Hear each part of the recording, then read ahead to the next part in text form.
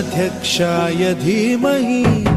गुणशरीराय गुणमण्डिताय गुणेशानाय धीमहि गुणातीताय गुणाधीशाय गुणप्रविष्टाय धीमहि एकदन्ताय वक्रतुण्डाय गौरीतनयाय धीमहि गजेशानाय भालचन्द्राय श्रीगणेशाय धीमहि